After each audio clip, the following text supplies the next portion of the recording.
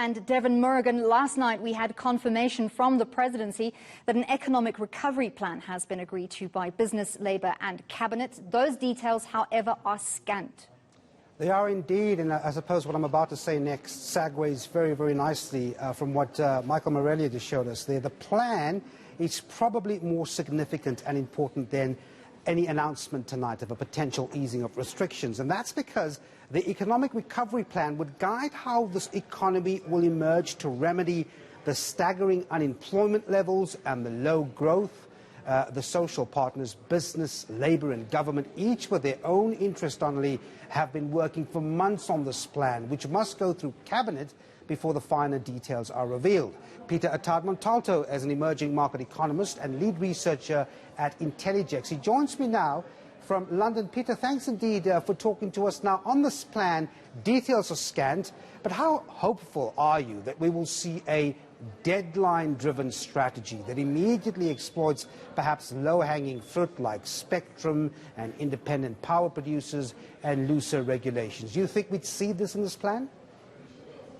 Good afternoon. Well, I think the real thing we have to get a handle on here is what actually is new and what is an actual plan to do something. And I think the problem will end up probably being that people will look at a plan, for instance, here, and then look back at what was committed in SONA back in February and wonder kind of what the difference is, what the actual plan is, where there is new commitment, what it means, for instance, for business to commit to investing.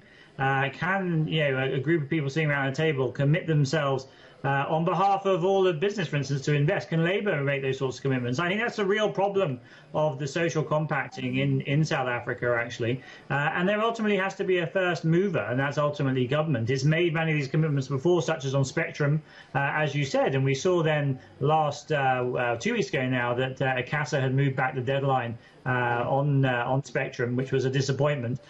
So really we need to see a lot of specificity from government committing itself, as opposed just to what emerges from Nedlac.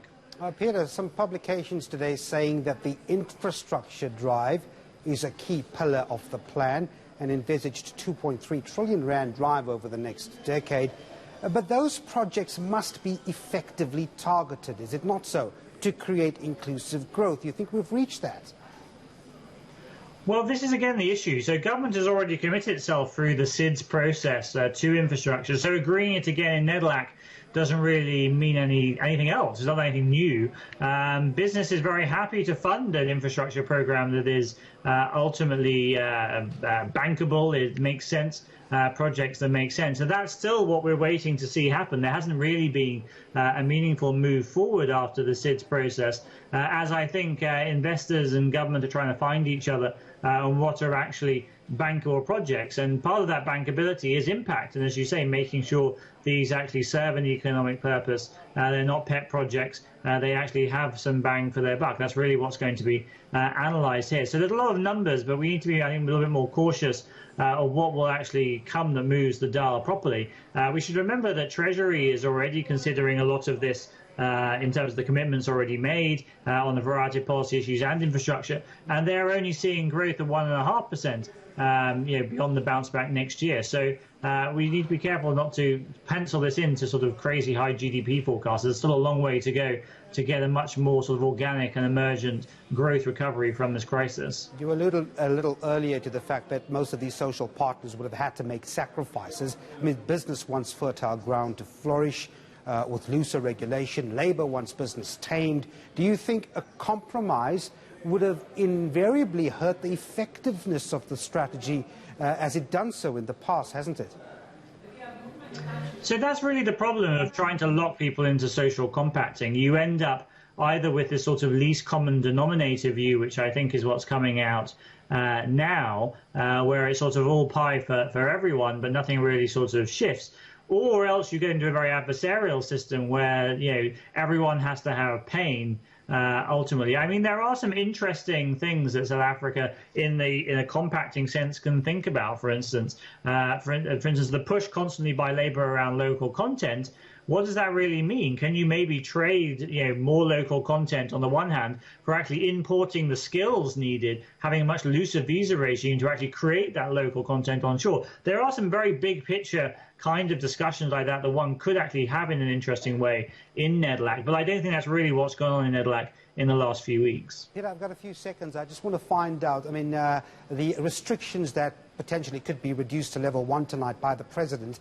What do you think the implications would be for the economy? For example, from your end of the hoods, it's unlikely that we will allow travelers to come from Europe as tourists into the country. So I'm just wondering how far the loosening would go to help the economy. So excluding the border for a second, there is very little actually that a move to stage 1 would actually mean. It's the lifting of the curfew in particular would be important for the hospitality industry. That's really the main impact.